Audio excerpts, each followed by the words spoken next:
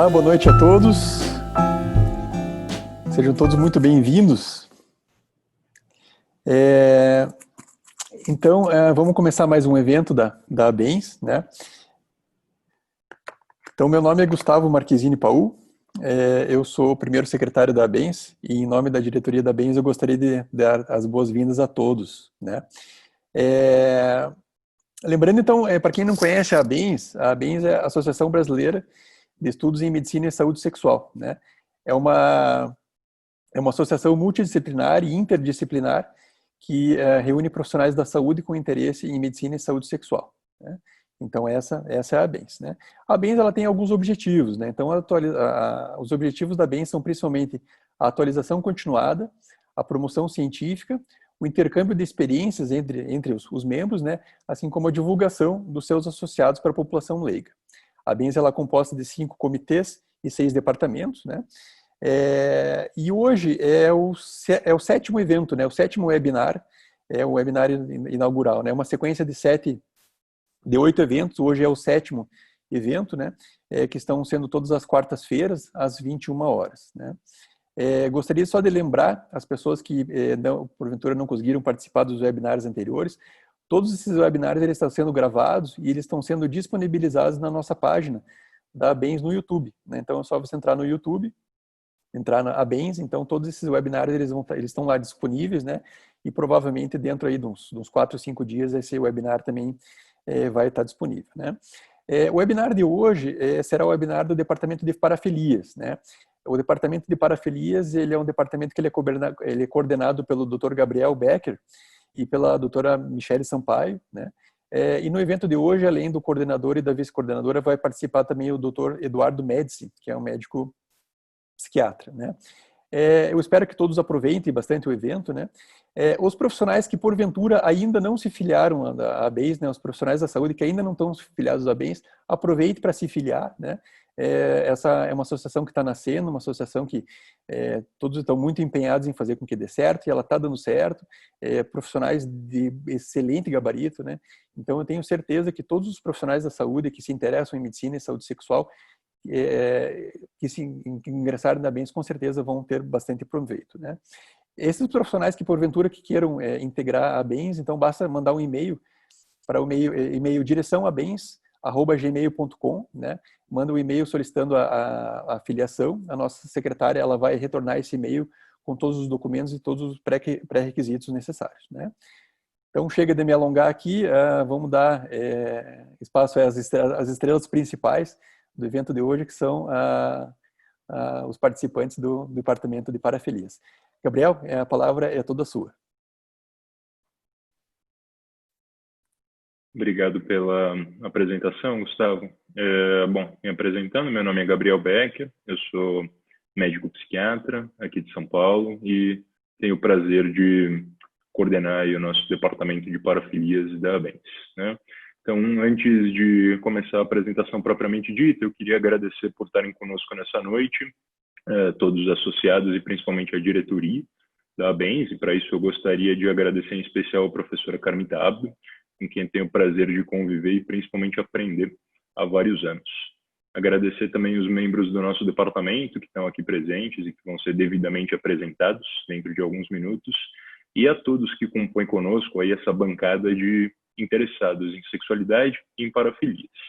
Então eu queria também convidar todos os presentes para que façam alguns comentários, algumas observações aí nos ícones designados nas suas telas e a gente vai respondendo isso para vocês à medida que a apresentação for sendo feita. Então deixa eu iniciar o compartilhamento de slides aqui. Então tá bem, hoje a gente vai fazer então um painel introdutório sobre os aspectos interdisciplinares das parafilias, intitulado Parafilias na Clínica Psiquiátrica e Psicológica, como abordar. Nossa ideia, então, é propor um primeiro movimento para delimitar justamente a nossa área de abrangência e fornecer elementos para que todos possam compreender algo sobre a importância do estudo das parafilias nessa nossa robusta e promissora associação. Antes disso, rapidamente, eu vou falar sobre as interessantes apresentações que aconteceram nas últimas semanas de cada um dos departamentos que compõem conosco a nossa associação. Então, no primeiro dia teve a emocionante apresentação da diretoria, o lançamento, nosso evento de lançamento da ABENS. Na segunda semana, o interessante evento do Departamento de Disfunções Sexuais Femininas, lembrando que todos esses eventos estão disponíveis aí nas redes para vocês acessarem, tanto para quem não viu, como para quem já viu e gostaria de aprender um pouco mais. Na terceira semana, o evento do nosso Departamento de Disfunções Sexuais Masculinas. Na quarta semana, o webinar do Departamento de Cirurgia Peniana. Na quinta semana, o webinar do Departamento de DAEM, Endocrinopatias. E na semana passada, o webinar do Departamento LGBTQIA+. O nosso evento hoje, então, vai contar com algumas falas, né? Vamos compartilhar à noite aqui com vocês eu mesmo, que vou fazer uma apresentação introdutória sobre o que são as parafilias, algo sobre a interface ética, jurídica, do tratamento das parafilias, e depois eu vou ter o enorme prazer em compartilhar a palavra com alguns colegas do departamento. Primeiro o Eduardo Médici, psiquiatra, médico psiquiatra lá do Paraná, psiquiatra especialista em sexualidade humana pela Faculdade de Medicina da USP e psicoterapeuta pelo IPP e pelo IPTC.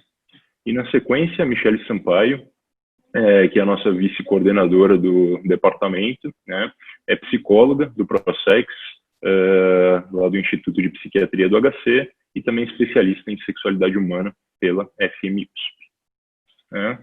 Aqui uma apresentação geral sobre o nosso departamento, né, com algumas simpáticas fotos dos nossos membros. Então, eu como coordenador, a Michele como vice-coordenadora, o Eduardo Médici, a Luíse Bremberger, que é médica psiquiatra em São Paulo, o Henrique Luz, médico psiquiatra no Ceará, Tiago Apolinário, médico psiquiatra em Ribeirão Preto, São Paulo, o César, psicólogo de São Paulo, e o Valdemar, médico psiquiatra também de São Paulo, aqui, que compõe o nosso departamento interdisciplinar.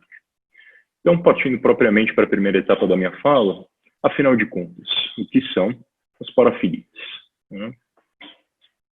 A parafilia, pelos principais manuais diagnósticos em psiquiatria, e aqui eu faço referência principalmente ao DSM na sua 5ª edição, a CID na sua 10ª e 11ª edições, né, é um conceito que abrange, primeiro, fantasias e ou comportamentos sexuais. O que eu quero dizer com isso? As vivências sexuais parafílicas, elas podem ser de mundo interno, as fantasias, e ou de mundo externo, ou seja, os comportamentos. Segundo, trata-se então de vivências intensas, recorrentes e preferenciais, e aqui um grifo à palavra preferenciais, que é inclusive o que vai dar nome às parafilias pela CID, como vai ser visto num slide adiante.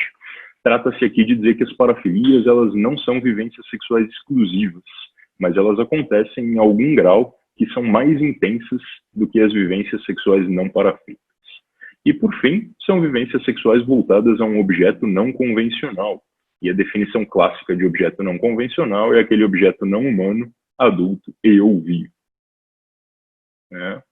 Em resumo, então, as parafilias são as vivências sexuais ditas não convencionais, não patológicas, de uma tal forma que as vivências sexuais não convencionais patológicas são os ditos transtornos parafílicos. Então, em resumo, os transtornos parafílicos são as parafilias que incluem sofrimento e ou prejuízo funcional para o próprio indivíduo e ou para a sociedade. E aqui, de alguma forma, o sofrimento para a sociedade pode ser expresso justamente pelo não consentimento. Isso significa dizer que a parafilia, ela é uma condição necessária, ou seja, ela deve estar presente, mas ela não é suficiente para a rotulação do transtorno parafílico, de tal forma que o transtorno parafílico é composto pela parafilia mais sofrimento e ou prejuízo funcional para o indivíduo e ou para a sociedade. Então, pela CID-11, né, as parafilias estão classificadas como os transtornos da preferência sexual. Se vocês lembrarem o que eu falei ali no primeiro slide, né, são vivências sexuais preferencialmente parafílicas. E o DSM-5 classifica como transtornos parafílicos e transtornos relacionados às parafilias. O que é interessante dizer é que pelo DSM-5 a gente tem a primeira ocorrência classificatória de um certo conjunto de manifestações que é correspondente justamente à sexualidade não convencional não patológica. O que eu quero dizer com isso? Que pela primeira vez em um manual classificatório da psiquiatria, né, existem as parafilias em separação, em complementaridade aos transtornos parafílicos, né? As parafilias sendo as vivências não convencionais não patológicas e os transtornos parafílicos as vivências não convencionais patológicas. Aqui eu trago um quadro comparativo que resume tudo aquilo que eu disse nos slides anteriores e eu repasso aqui com vocês. Então, a parafilia é um interesse sexual não convencional não patológico, ao passo que o transtorno parafílico, um interesse sexual não convencional patológico, né? A parafilia também é comportamento parafílico consensual entre adultos. Lembrando ali que o consentimento, né, ou não consentimento, era um critério para o transtorno parafílico. Ao passo que, no transtorno parafílico, a gente tem comportamento parafílico não consensual entre os adultos.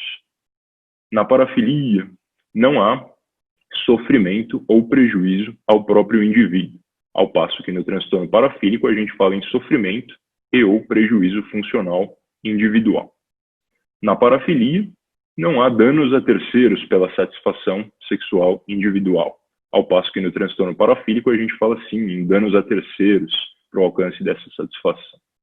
A parafilia, portanto, como é uma vivência não patológica, não requer tratamento, ao passo que o transtorno parafílico requer tratamento e, como a gente vai ver, ele pode ser muito bem tratado aí nas instâncias clínicas. Esmiuçando isso que eu disse um pouquinho mais, né? Existe uma classificação, que na minha opinião é a mais didática, das parafilias, entre o que a gente chama de parafilias de objeto e parafilias de cortejo. O DSM traz os nomes preferência por alvos anômalos, como as parafilias de objeto, e preferência por atividades anômalas, como as parafilias de cortejo, né? As parafilias de objeto são aquelas diretamente relacionadas ao objeto não humano adulto vivo, como eu havia dito. Então, para isso ficar mais claro para vocês em alguns exemplos, primeiro a gente tem o fetichismo, que é o interesse sexual por objetos inanimados ou partes do corpo, aí a gente tem o que é chamado de parcialismo. Segundo, o fetichismo transvéstico, que são indivíduos que se vestem com roupas geralmente pertencentes ao gênero oposto, com a única finalidade de obtenção de gratificação sexual, né? A pedofilia, que são os indivíduos que se interessam por menores de idade. A zoofilia, os indivíduos que se interessam preferencialmente por animais. E a necrofilia, indivíduos que se interessam preferencialmente por mortos. Por outro lado, em complementaridade também, as parafilias de cortejo, né? Então a gente tem aqui uma vivência sexual de tal forma que o indivíduo ele não se sente capaz a se aproximar adequadamente de outro indivíduo com vistas a uma relação sexual satisfatória.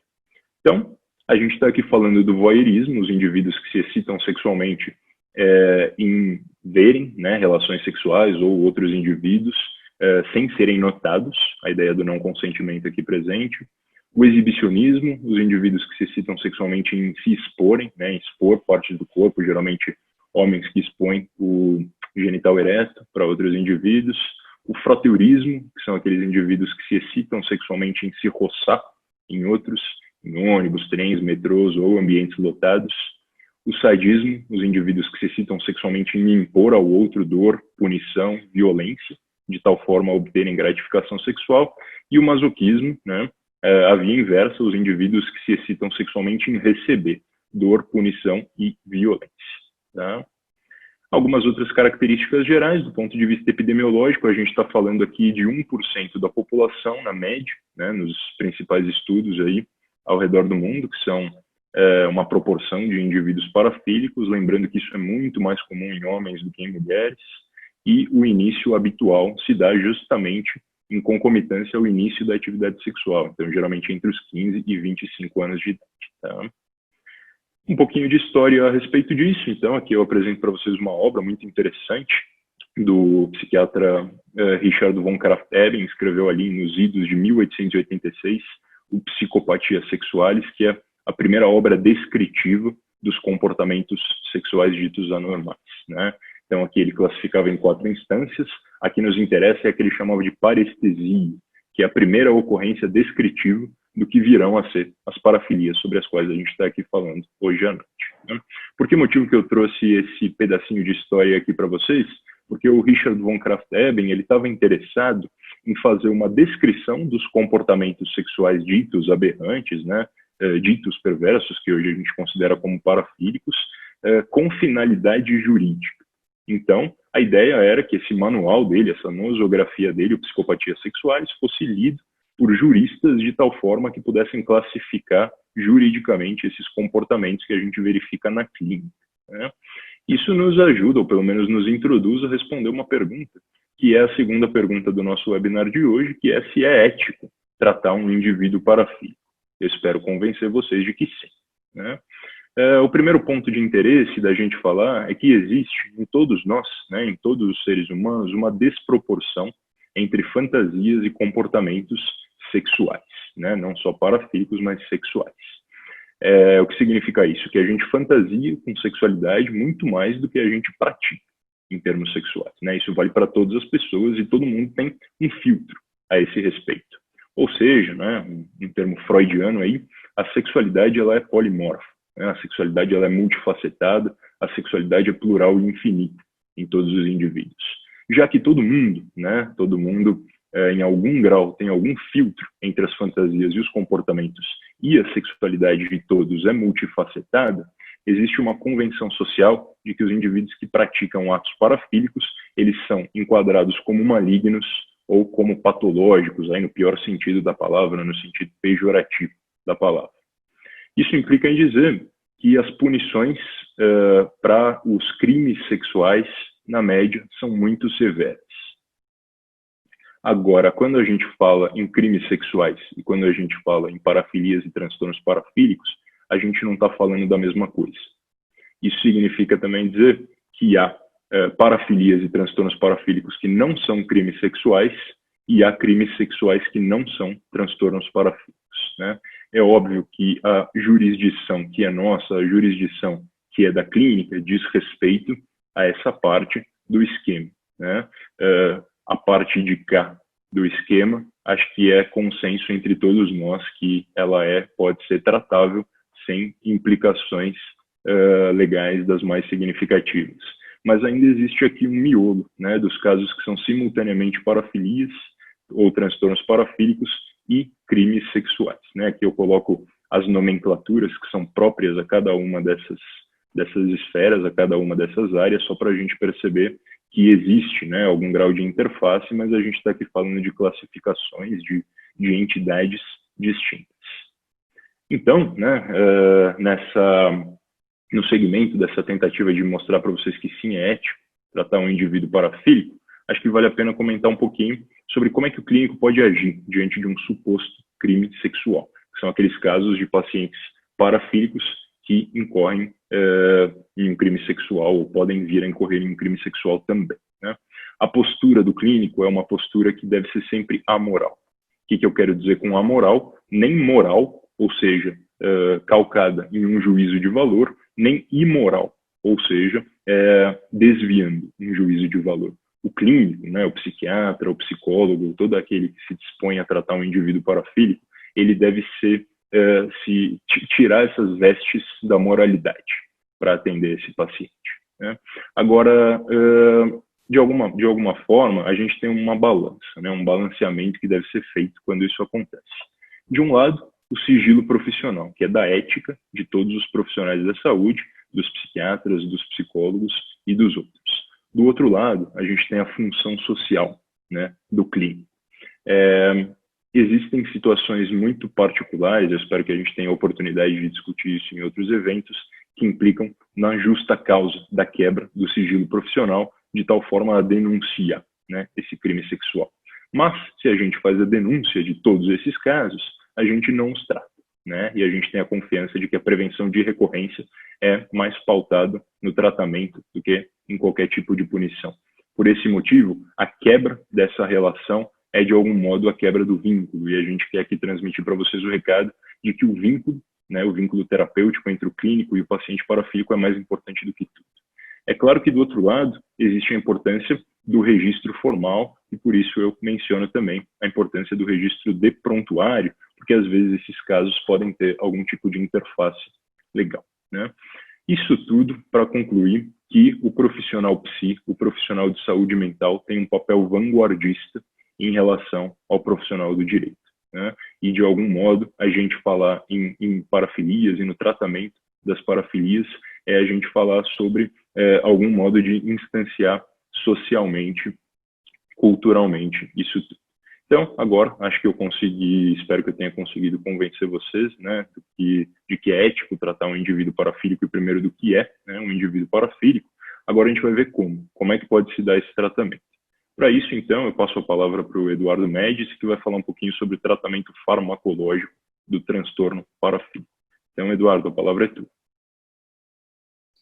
Boa noite, pessoal.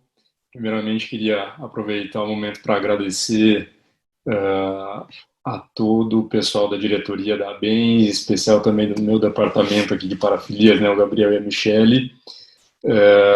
Estou aqui já abrindo a minha apresentação, e aí vamos para mais uma parte dessa incrível noite para falar sobre e agora, né? Depois de um diagnóstico, depois de um caso de transtorno parafílico, onde é necessário, né, indicado e ético, né, o tratamento, como é que a gente faz? Bom, uma boa parte da minha apresentação vai estar baseada nessas diretrizes que foram realizadas pela Federação Mundial da Sociedade de Psiquiatria Biológica. Essas diretrizes, ela faz um compêndio, um compilado de muitas informações em relação à parte do tratamento farmacológico das parafilias, dos transtornos parafílicos. Começando aqui a falar para vocês sobre medicamentos, uma das escolhas que a gente vem fazendo e que já é bem fundamentada são medicamentos que são da classe dos antidepressivos e que o mecanismo de ação deles são inibidores seletivos da recaptação de serotonina. Esses medicamentos a gente escolhe justamente porque quando a gente consegue uma ação, né, dos receptores através da neurotransmissão serotoninérgica, a gente consegue também uma alteração de comportamento sexual para além daqueles efeitos mais conhecidos em sintomas depressivos e ansiosos, né? Uma outra escolha, né, pelo que é pautada aqui a nossa escolha, né, um outro motivo é porque esse medicamento, essa classe de medicamentos também costuma poder aí fazer uma redução de fantasias e comportamentos parafílicos, incluindo, né, a parte de impulsividade, inclusive a parte de impulsividade sexual e também a parte de agressividade. Vale a pena a gente lembrar, tem vários estudiosos aqui da temática, né, que eles colocam que existe muita semelhança em alguns dos transtornos parafílicos quanto ao TOC, né, e aí fazendo esse comparativo de que assim como no TOC existem lá obsessões e compulsões, existiriam algumas semelhanças em relação a fantasias, a comportamentos e as urgências parafílicas. Algo que também é comum nas pessoas com transtorno parafílico, né, são solidão, medo de intimidade, isolamento. E a gente tem também um embasamento aqui de que a ação do ISRS, desses medicamentos, podem melhorar, né, o comportamento de vinculação, principalmente por meio de aumento da vasopressina e da ocitocina.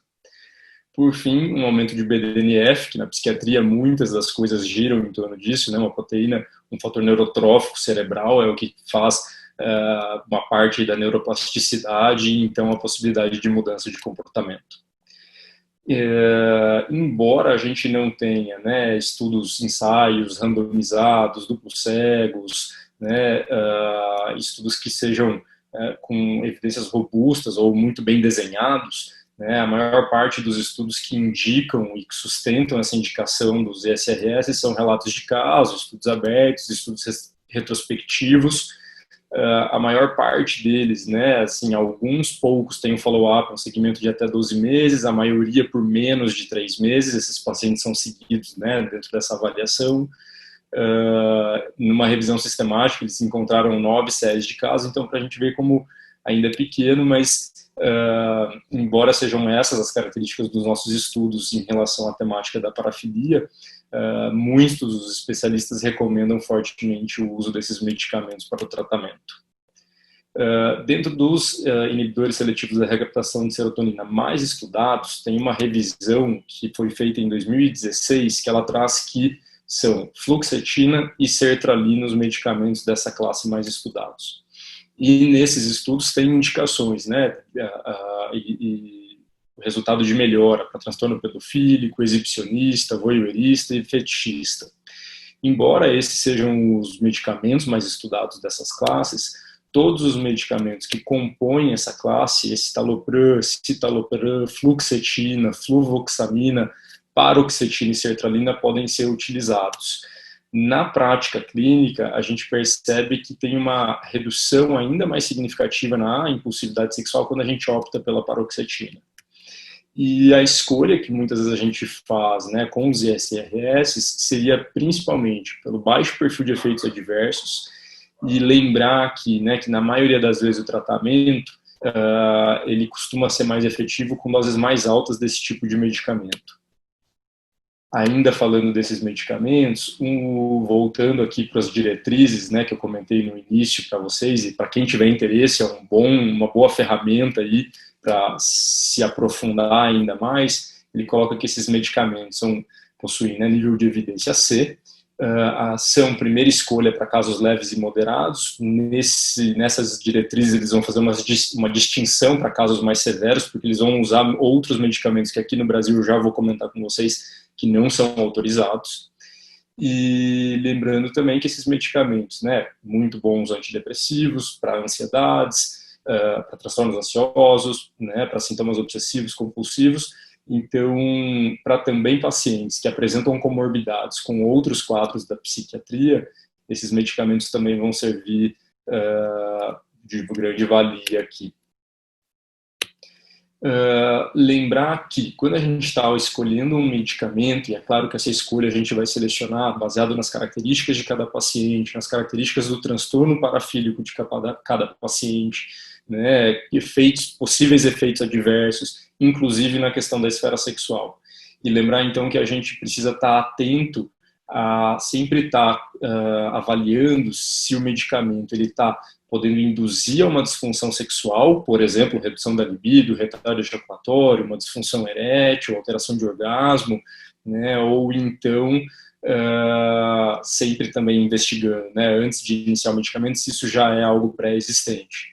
Lembrar que geralmente esses efeitos e o impacto na esfera sexual, quando um impacto negativo no sentido de uma disfunção sexual, geralmente é dose dependente, né? Então doses mais altas existem um risco maior aí disso acontecer. Lembrar que a gente precisa preservar a sexualidade do indivíduo, né? Embora ele tenha um transtorno parafílico, a gente está sempre buscando aqui também de que permaneça com uma sexualidade, inclusive a questão da função sexual. Um outro medicamento que a gente também pode usar é a naltrexona. Esse medicamento ele é um antagonista opioide, dentro de um dos estudos que a gente possui, com um N pequeno, mas que para esses quadros, né, ainda pode ser significativo, de 21 pessoas, com uma dose média utilizada de 160 mg dia desse medicamento, e como resultado, né, uma redução no tempo gasto com fantasias e masturbação, uma melhora na impulsividade sexual, e na nossa prática clínica a gente acaba usando aí doses um pouquinho mais baixas, né, por volta de 50 a 100 miligramas. Nesse mesmo estudo de 2009, ele também fala, né, que doses acima de 50 já tinham uma eficácia e abaixo de 50 já não tinha mais a resposta. Uma outra classe de medicamentos que a gente também faz aqui como escolha são antipsicóticos, né?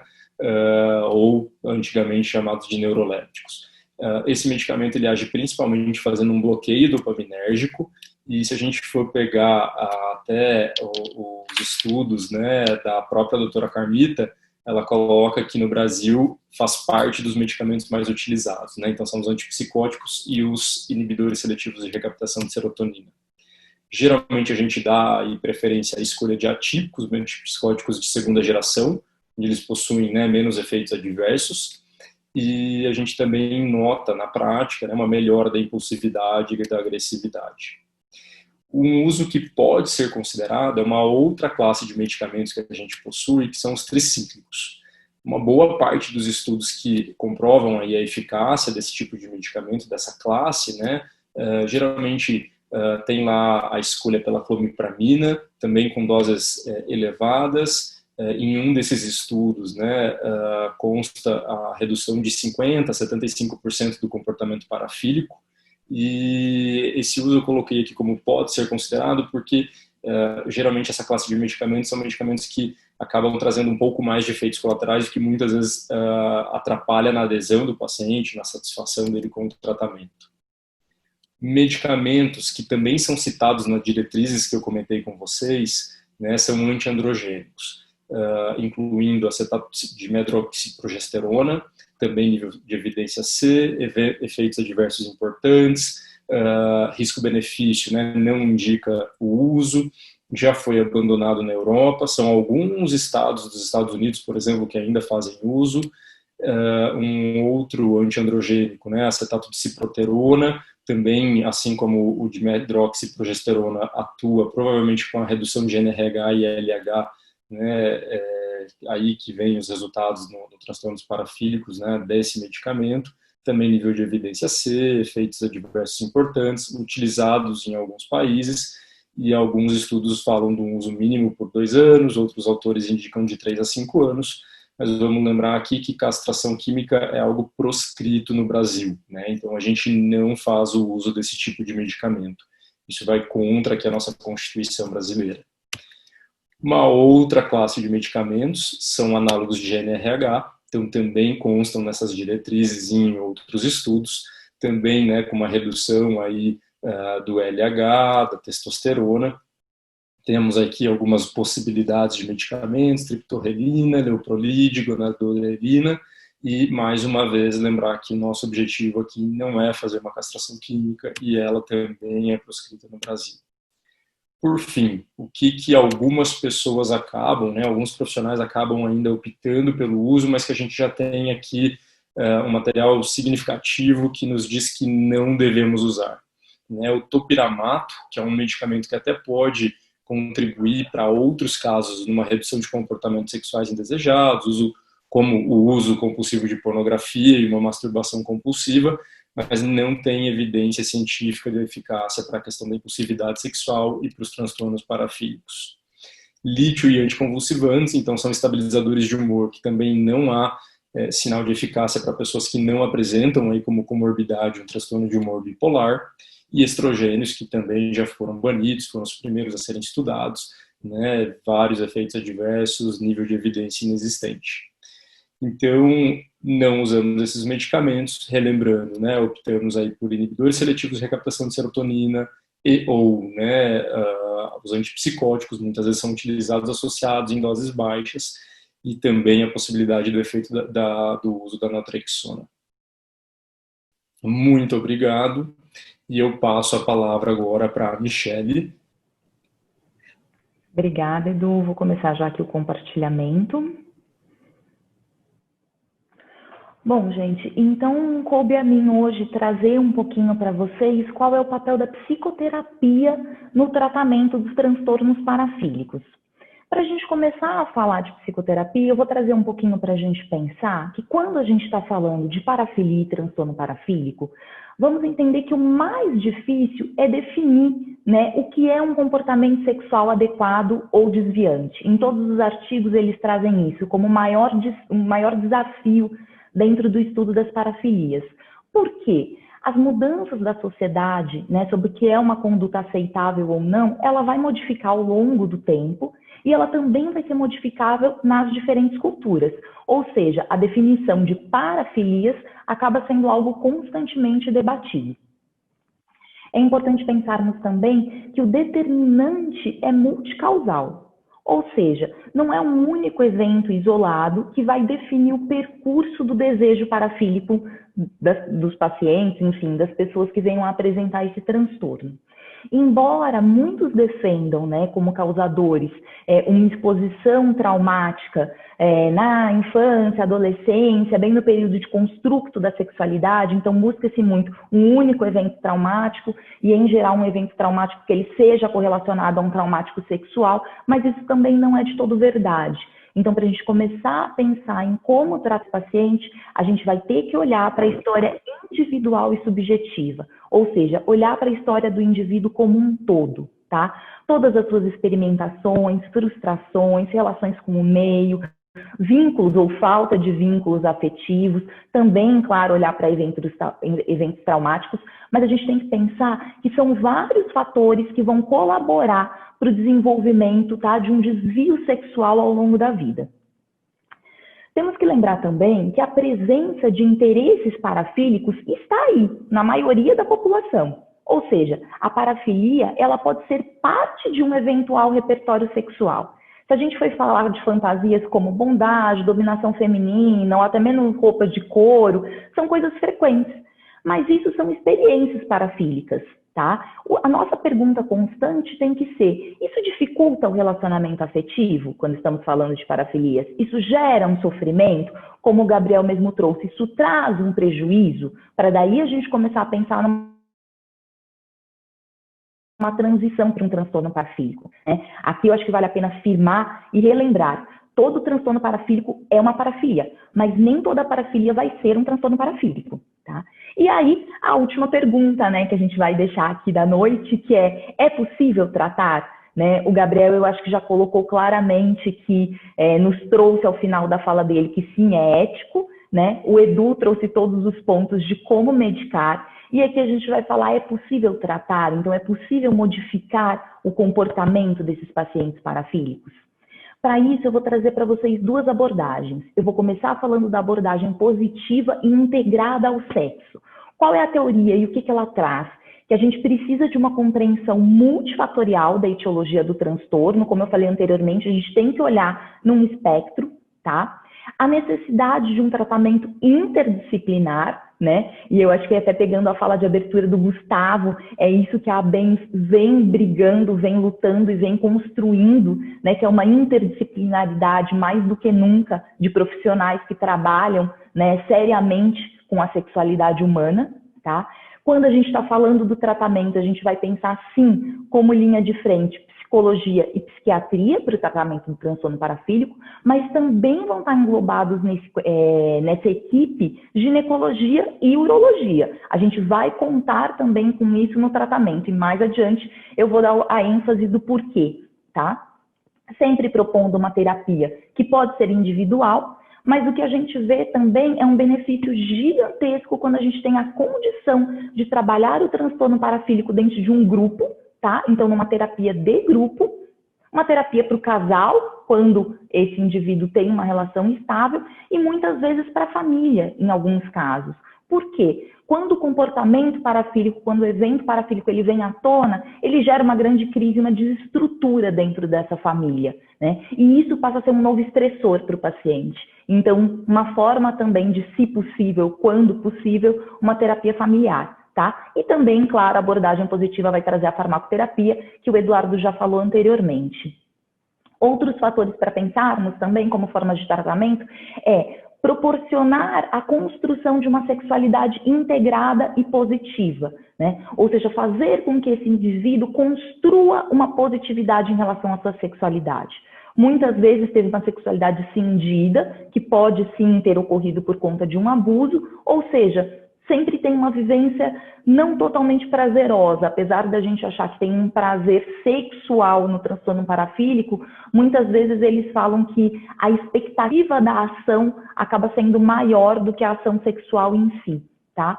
Ressignificar a relação com o próprio corpo, até mesmo um incentivo para a masturbação como um processo de autoprazer durante o tratamento e até mesmo como uma válvula de escape, tá? Em alguns momentos do desejo.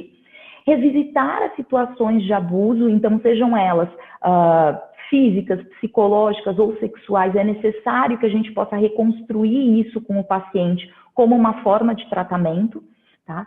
Ressignificar a questão da invasão do próprio corpo e não compreensão de limites, tá? Não é uma regra, mas prevalentemente vamos observar que os pacientes parafílicos, ali já na vida adulta, sofreram abuso ao longo da vida. Ou seja, o limite do corpo dele foi quebrado. Então, consequentemente, ele acaba tendo isso como modelo e reproduzindo o modelo, invadindo o espaço de uma outra pessoa, tá? Compreensão da orientação sexual, isso é de fundamental importância.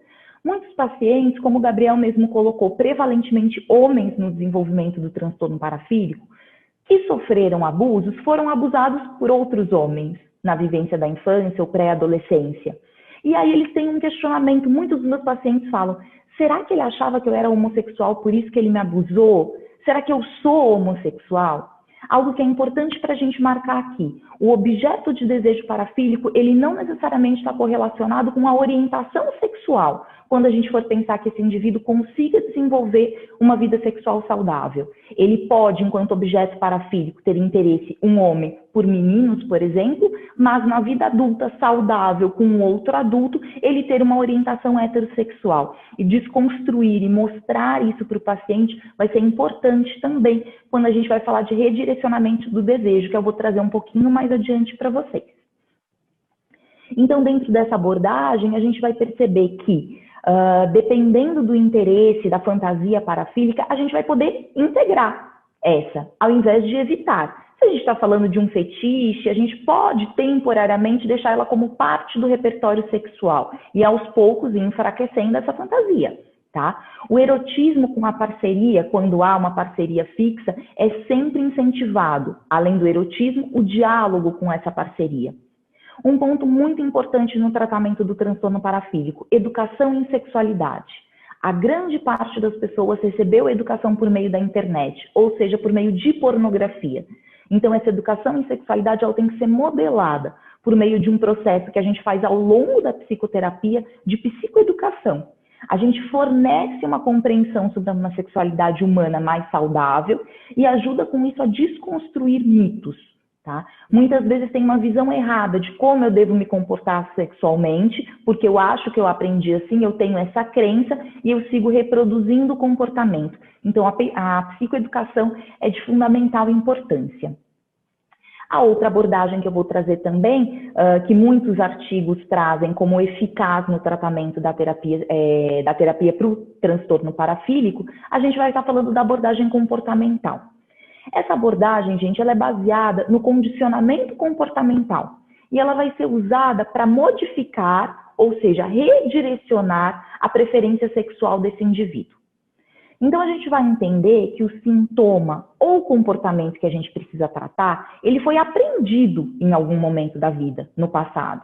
Ou seja, se ele foi aprendido, ele pode ser novamente reaprendido com um novo padrão comportamental. E se estamos falando aqui de um comportamento aprendido, desenvolvido, está ficando cada vez mais claro que ele não é inerente do indivíduo, né? Por algum motivo, e essa é a grande questão terapêutica, ele desenvolveu esse padrão inadequado da sexualidade. Outro ponto principal dessa abordagem é eliminar o padrão de excitação com a fantasia desviante.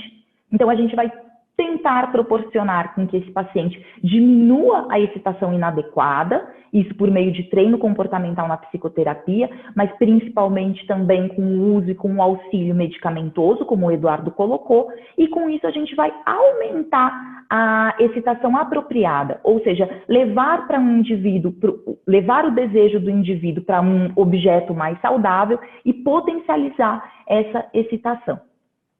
Tem um artigo que fala sobre o tratamento cognitivo comportamental nas parafilias e que eu acho interessante, então eu trouxe esse recorte, que além desses componentes que eu já falei, uma outra coisa que vai estar muito presente é reestruturação cognitiva, ou seja, mudar a forma desse paciente pensar a própria sexualidade e a forma dele interagir com o outro.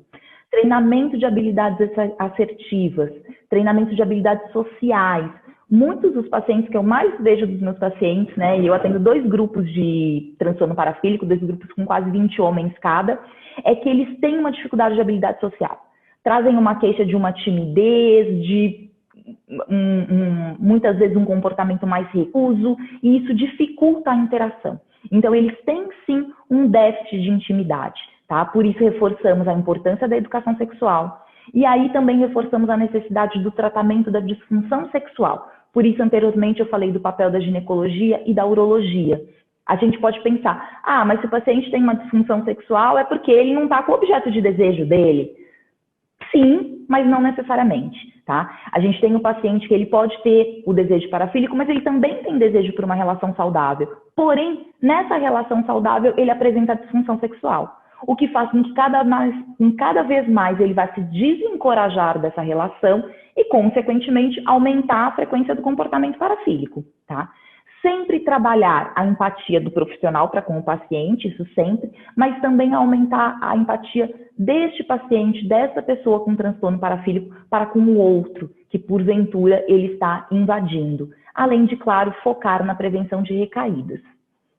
Então, se eu tiver que trazer aqui um resumo para vocês do foco da psicoterapia, a gente vai falar do acolhimento e do tratamento da angústia. Esse paciente pode, sim, já chegar angustiado, não necessariamente ele chega angustiado com a ação parafílica em si, mas é o nosso papel entender essa angústia, acolher, e aí vai ser o passo principal para a gente começar o processo terapêutico.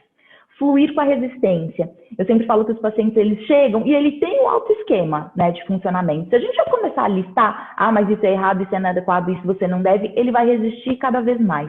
Então, fluir com a resistência no processo terapêutico, eu sempre falo para os meus pacientes, que caminho você acha que a gente pode seguir? Né? De que forma eu posso te ajudar? Vamos começar a construir essa mudança juntos, tá? Entender a função do comportamento parafílico. Isso eu acho fundamental. A gente sempre vai pensar que, mas é porque ele está com desejo sexual, ele tem um desejo sexual exacerbado, por isso que ele tem esse comportamento parafílico. Não necessariamente. Boa parte dos pacientes trazem que quando eles cometem a ação parafílica, eles estavam se sentindo angustiados, frustrados, magoados, com raiva, e aí sim ele tem a ação parafílica. Ou seja, entender a função de comportamento vai nos ajudar a começar a bloquear esse comportamento, a evitar que esse comportamento aconteça. Desenvolvimento de autocrítica. Muitas vezes o paciente, quando chega, nem sempre ele entende aquele comportamento como errado, então a gente vai começar a mostrar para ele, para que ele mesmo tenha essa compreensão, consiga desenvolver essa compreensão da inadequação do comportamento. Construir com ele quais são os desencadeadores. Então, é muito importante a gente pensar o que é gatilho, né? O que faz, de repente, você achar que você vai ter uma ação parafílica, ou seja, qual foi aquele minutinho antes, como é que estava, o que aconteceu. Se a gente começar a olhar para esse antecedente, também vai ser uma forma da gente fazer uma significativa prevenção de recaídas, tá? Quando eu falo de prevenção de recaídas e de desencadeadores, eu brinco com os meus pacientes, ao falar de desencadeadores, eu falo que é como se fosse um campo minado, tá? Então eu falo que se ele pisa em algumas coisas, ele aciona a bomba e ela estoura, mas se ele encontra outro caminho, ele consegue desarmar, né? Então eu começo a fazer com esses pacientes, tá, o que é risco, o que é proteção? De que forma você vai conseguir se proteger? E aí a gente começa a construir a prevenção de recaídas. Quais são os ambientes que são mais propícios para você desenvolver o transtorno parafílico? Se a gente pensar, por exemplo, no froteurismo, e a gente tem diversos pacientes, né, com a questão do froter, né, como o Gabriel falou, que é o esfregar-se no outro, eles usam o transporte público. Então a gente começa a listar, pega transporte fora de horário de pico, se entrar no transporte público, vira seu corpo de frente para a parede, para a porta do metrô, coloca uma mochila entre seu corpo e o corpo do outro. Então, de fato, é fazer um mapa para ajudá-lo a segurar, né, a segurar a ação. O outro ponto vai ser o tratamento da disfunção sexual, não só por meio da questão da medicação, quando necessário e quando com indicação, mas também com as próprias técnicas da terapia sexual, que possa fazê-lo desenvolver uma percepção mais satisfatória e, com isso, favorecer o que tanto a gente quer, que é o redirecionamento do desejo, tá? Com isso, desenvolver um repertório comportamental mais funcional, tanto de habilidade social, mas também um repertório sexual saudável, adequado, mais satisfatório. Eu vou trazer aqui para a gente, para irmos fechando, né, a nossa ideia e o que a gente queria passar para vocês hoje nesse webinar sobre parafilias e transtornos parafílicos, o paciente em foco. Eu vou trazer um caso clínico para ilustrar um pouquinho de como a gente faz esse trabalho. Então, é um caso de um homem, 38 anos, casado há 13, com um filho de 3 anos, muçulmano não praticante, os avós libaneses, pai criado no Líbano, e eu trago isso muito como uma questão de uma entidade controladora de regras, né? A terapia comportamental enxerga muito a religião como uma entidade controladora de regras, então as regras do que é certo e o que é errado, e muitas vezes fazendo com que a educação seja mais severa. E é um paciente com ensino superior completo, formado em sistema de informação. Trazendo um pouquinho da história, é um paciente que tem um diagnóstico de retinose pigmentar, que é uma doença degenerativa, que foi diagnosticada por volta dos 7, 8 anos. Então, ele já nasceu com uma dificuldade para enxergar. Essa dificuldade foi progredindo ao longo do tempo. Hoje, ele praticamente enxerga só vultos. Então, isso foi algo muito marcado na infância dele. Ele traz também uma percepção da educação versus afeto. Sempre uma educação agressiva, coercitiva e de zero afeto. Um abuso psicológico constante por parte da família, né? O pai tinha uma verbalização de você não vai prestar para nada, seus irmãos vão ter que carregar você nas costas, porque você é deficiente, você é cego, né? Diz que desde pequeno ele falava. Era uma família que tinha poucas condições financeiras, então o pai constantemente dizia, olha, a gente não tem dinheiro para levar todos os filhos para passear, então já que você não enxerga mesmo, fique em casa, você não vai. Ele sofria, além desses abusos psicológicos, constante agressão física. A mãe era o membro da família mais agredido e os filhos presenciavam essa agressão, mas os filhos também recebiam uma agressão física, que era a única forma de contato, de toque do corpo que ele recebia tanto do pai quanto da mãe. Ele relata o início da sexualidade aos 13 anos, quando ele começa a descobrir o toque no próprio corpo, descobrir a masturbação. Traz um significativo incômodo em relação ao que ele chama do "o Deus", né? Porque o pai dizia que o castigava, porque o Deus dizia que tinha que ser assim. E o paciente sempre falava que Deus é esse que quer que eu seja espancado todos os dias. E traz também como um marco importante na história de vida a escola, que já era um lugar onde ele sofria bullying, onde ele era colocado de lado e que favorecia a dificuldade dele de aprendizado. Então, quando a gente olha para essa história, um paciente com deficiência visual, a gente vai pensar qual foi o transtorno parafílico que ele desenvolveu, né? E, lógico, nos levaria a pensar num transtorno froteurista por conta do meio do toque, que sim, ele também desenvolveu isso, mas ele desenvolveu um transtorno exibicionista. E é aqui o que chama mais atenção, né? A primeira vez que ele teve essa ação parafílica foi no transporte público, começou com o froteurismo, onde ocasionalmente, num dia de pico de transporte, ele sentiu o corpo dele mais próximo de uma outra mulher e ele acabou se excitando e disse que aquilo foi de extrema excitação para ele.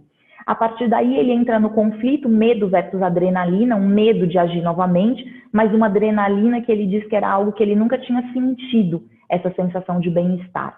Ele tem as ações do froteurismo em algum tempo e depois ele começa a fantasiar como é que seria ele se exibir, né? Então ele se tocar, ele mostrar o genital dentro do transporte público e ele fala que a excitação aumentou demais.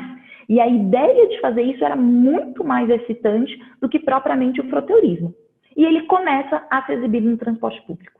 E aí o que chama muito a nossa atenção. Por quê? Ele é um paciente que ele não enxerga. Então, muitas vezes, ele não tinha certeza se a pessoa que ele tinha escolhido para se exibir estava de fato vendo. E muitas vezes ele estava sendo visto por outro a cometer o ato. Então, ele sofreu inúmeras agressões físicas no transporte público. Porém, essas consequências inicialmente não eram suficientes para controlar o comportamento desse paciente. O que a gente vai presenciar aqui é um caso raro de transtorno panparafílico, e a gente usa o termo panparafílico para quando há a presença de 2 ou mais transtornos parafílicos, concomitantes ou flutuantes ao longo da vida do indivíduo, tá? Mas principalmente em um paciente com deficiência visual. O que a gente vai perceber em diversos estudos, gente, é que é frequente o entendimento de que a pessoa com deficiência visual ela é assexuada ou deserotizada, né? Então, por ele ter uma deficiência, ele não desenvolveu a própria sexualidade. Os estudos mostram também que as pessoas com deficiência têm uma menor educação em sexualidade. E se a gente está falando de uma menor educação em sexualidade, a gente está falando de uma contribuição para a inadequação do comportamento sexual. O que a gente foi percebendo em terapia e as percepções desenvolvidas foi que ele acabava tendo essa ação para compensar a deficiência, né? Então, lembra quando eu falei função do comportamento parafílico? Para ele, a função do comportamento parafílico era ser visto. Ele fala que por ser deficiente, ele nunca foi visto pela sociedade, ele nunca foi visto pelos pais e ele buscava esse ser visto. Uma outra percepção que apareceu também foi a presença de uma disfunção erétil, tá? Esse paciente, no início das vivências parafílicas, ele teve a oportunidade de uma relação sexual com uma mulher, na qual ele não conseguiu ter ereção. Era uma garota de programa que não permitiu que ele tivesse muito uma questão tátil de toque, então ele não conseguiu se excitar e aquilo gerou um grande trauma. Então ele se afasta de uma possível relação saudável e potencializa o comportamento parafílico. Além de uma percepção clara da agressividade como forma de vínculo. Ele nunca teve um vínculo afetivo, ele tinha um vínculo agressivo.